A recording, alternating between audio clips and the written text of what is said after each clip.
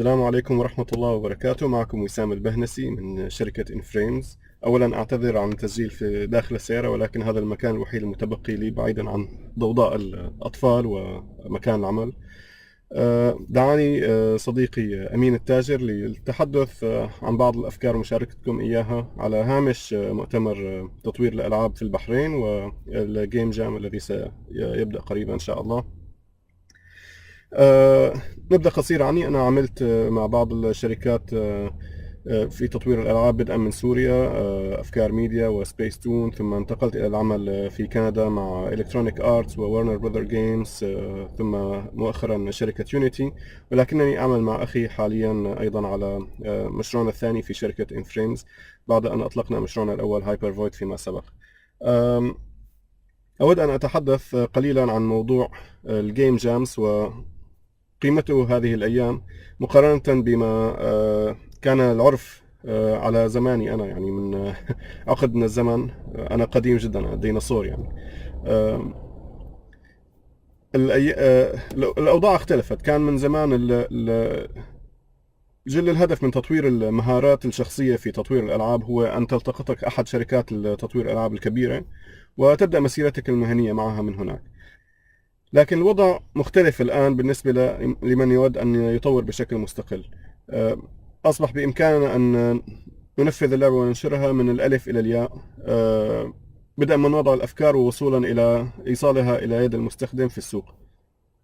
وهذا طبعا أمر لم يكن متاحا أبدا من قبل في تاريخ هذا المجال، ولكن له تبعات ويتطلب طبعا الكثير من الجهد وما أسميه أنا شخصيا التناحة أو الإصرار. وبرأيي الشخصي هذا الأمر لا يتأتى إلا لمن يحب فعلا العمل في هذا المجال. وأحببت أن أشارككم أسبابي الشخصية التي أحب من أجلها هذا المجال. رقم واحد، أولا أن مجال صناعة الألعاب بالنسبة لي ربطت كل المعلومات التي تعلمتها في السابق في دراستي بشكل عملي وتطبيقي مباشر. بصراحة لم أكن أتخيل استخدام كل هذه التوابع الرياضية أو المعلومات المختلفة، حتى يعني من مجالات أخرى غير الرياضيات، قابلة للتطبيق من خلال أفكار اللعبة نفسها والمجالات الإبداعية المختلفة المتاحة في هذا المجال. النقطة الثانية هي طبيعة مجال العمل في تطوير الألعاب والشخصيات المرتبطة به. فأنت تقابل الكثير من الناس كلهم من اختصاصات مختلفة ولديهم خبرات مختلفة. الحديث معهم مثير للاهتمام. المجالات كثيرة، من رسوم وبرمجة وأفكار وتصميم وإنتاج، بالإضافة إلى أنها بشكل عام صناعة يعني لا تعتمد على الرسميات في العمل، وأنا صراحة أكره الرسميات جدا، فلا أتخيل نفسي مثلا أعمل في بنك أو شيء مشابه، مع احترامي الكامل طبعا لهذه الأعمال، ولكن هذا شيء تتميز به صناعة الألعاب.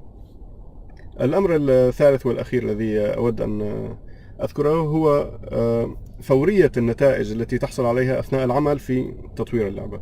فبينما تقوم بتغيير معين على الجهاز وترى النتيجة فورا أمامك على الشاشة، صراحة هذا الأمر لا تراه في مجالات كثيرة أخرى. قد تأخذ منك سنوات وسنوات حتى تحصد النتائج، مثلا في مجالات التربية والتدريس والإنشاء والعمران، يعني كلها مجالات بدها عمر طويل لحتى واحد يشوف نتائج أعماله فيها.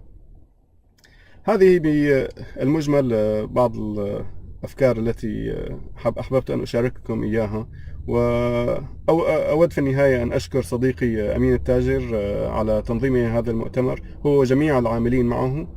وأتمنى أن تكون إن شاء الله هذه الخطوة الأولى لسلسلة لا تنتهي إن شاء الله في كل سنة من المؤتمرات التي ستتوسع ويزداد نجاحها إن شاء الله بفضلكم أنتم.